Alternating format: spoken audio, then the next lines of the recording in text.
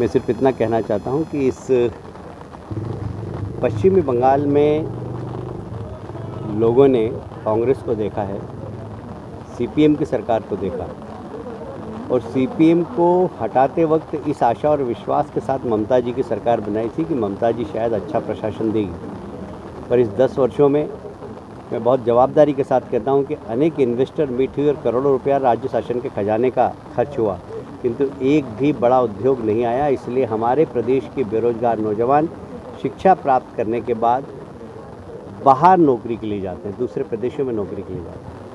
एक समय था जब पश्चिमी बंगाल की शिक्षा का स्तर बहुत उच्च कोटि का था। आज शिक्षा के क्षेत्र में राजनीति होने के कारण पूरे शिक्षा क्षेत्र में जिस तरीके की अराजकता है, उससे पश्चिमी बंगाल की शिक्षा का स्तर भी खराब हुआ है। यदि आप लॉ एंड ऑर्डर की बात करें तो कानून और व्यवस्था इस प्रदेश के अंदर चौपट है। विधायक को फांसी पर लटका दिया जाता है पर उसके अपराधियों को नहीं पकड़ा जाता। बाकी हत्या को आत्महत्या में परिवर्तित करने की कला यदि किसी प्रदेश की पुलिस में है तो वो पश्चिमी बंगाल की पुलिस में है और यहाँ के राजनेता लोग आंख मीच के बैठे रहते हैं। कुल मिलाकर एक अराजकता का वातावरण है पूरे प्रदेश के अंदर। लॉ एंड ऑर्डर नहीं है, शिक्षा का जो एक स्तर था वो समाप्त हो गया। बेरोजगार नौजवान आज भी शिक्षा प्राप्त करने के बाद नौकरी की तलाश में देश भर में घूमते हैं। पश्चिमी बंगाल में नौकरी भी नहीं है और ऐसे समय में जब तुष्टीकरण की नीति के कारण पूरे पश्चिमी बंगाल के अंदर यदि आप देखेंगे तो आतंकवाद बढ़ रहा है, आतंकवादियों का पनाह स्थल हो गया। यदि आप देखेंगे तो नक्सलवाद जंगल महल में बन रहा है, बढ़ रहा है। नक्सलवादी को जमानत दिलवाकर पश्चिमी बंगाल की पुलिस की सुरक्षा में पूरे जंगल महल में अराजकता करने के लिए छोड़ दिया। एक ऐसे नक्सलवादी को जिसके ऊपर अनेक हत्याओं के आरोप हैं। ये कैसी सरकार है? कुर्सी के लालच में जिस तरीके से यहाँ पर तुष्टीकरण की नीति चल रही है, जिस समय की अराजकता चल रही है, क्या प्रदेश की जनता को माफ़ करना चाहिए? मैं आपसे पूछना चाहता हूँ। वह रविन्द्रनाथ टैगोर जिनका संगीत सारी दुनिया के अंदर गूंजा जाता है, वहाँ पर अब बम की आवाज़ आती है, गोली की आवाज़ आती है। एक सिंडिकेट राज है, एक कट मनी का राज है और इस राज को समाप्त करने के लिए यहाँ पर भारतीय जनता पार्टी की सरकार बहुत आवश्यक है और भारतीय जनता पार्टी का कार्यकर्ताओं का संकल्प है यहाँ 2/3 बहुमत के साथ हम भारतीय जनता पार्टी की सरकार यहाँ बनाएंगे।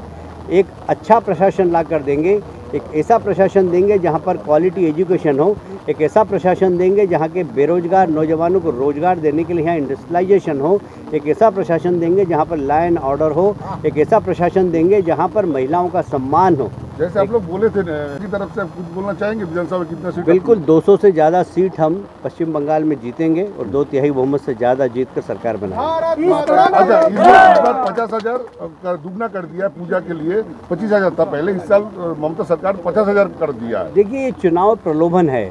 अभी तक तो वो मदरसे बनवाने में लगी हुई थी, अभी तक तो वो मौलवियों को स्टाइफंड देती थी, पर चुनाव वाला वर्ष है तो अब उनको पुजारी भी ध्यान आ गए। उन्होंने पुजारी भी 8-1 हज़ार लोगों को देने की कोशिश की, जबकि इस प्रदेश के अंदर 2 लाख से ज़्यादा पुजारी हैं, पर उन्होंने 8,000 देकर एक तिलक लगाकर ये संदेश देना चाहती हैं कि वो बड़े सॉफ्ट हिंदुत्व वाली हैं।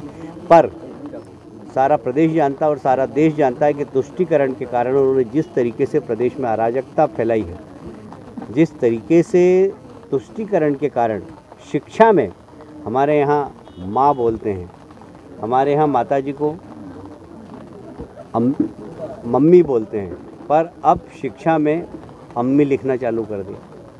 ये शिक्षा में जो परिवर्तन हो रहा है ये तुष्टीकरण की नीति के कारण हो रहा है और इसलिए मुझे लगता है कि बंगाल को बचाना है, बंगाल की संस्कृति को बचाना है तो ममता जी को अपदस्थ करना होगा, ममता जी की सरकार को हराना होगा और एक राष्ट्रवादी सरकार इस प्रदेश में लाना होगा। विश्व भारती का गेट सर, किसी बिल के बारे में सर, एक मिनट सर, किसी बिल में सर कांग्रेस सीपीएम तृणमूल विरोध कर रहा है, आप क्या बोलेंगे इस बारे में? देखिए, जो लोग किसानों के साथ है वो इसका विरोध नहीं करेंगे, जो लोग बिचौलियों के साथ है वो इनका विरोध करेंगे, क्योंकि बिचौलियों की दुकान बंद हो जाएगी। वो सब आड़तियाँ जो कि किसानों का शोषण करते थे उनकी दुकान बंद हो जाएगी। इसलिए जो लोग विरोध कर रहे हैं वो उनके साथ खड़े हुए, भारतीय जनता पार्टी किसानों के साथ। सर, अर्जुन सिंह के ऊपर बार-बार जो हमला हो रहा है इसके बारे में आप क्या बोलना चाहेंगे? देखिए, अर्जुन सिंह जी जब तक टीएमसी में थे, जब तक बहुत अच्छे इंसान थे। उन्होंने भारतीय जनता पार्टी की जैसी सदस्यता ग्रहण की, उनके ऊपर सैकड़ों केस लगा दिए, लगभग 100 से ज़्यादा केस लगा दिए। और मैं समझता हूँ जनता सब समझ रही है, और आने वाले विधानसभाओं में हम जवाब नहीं देंगे, जनता इसका जवाब देगी।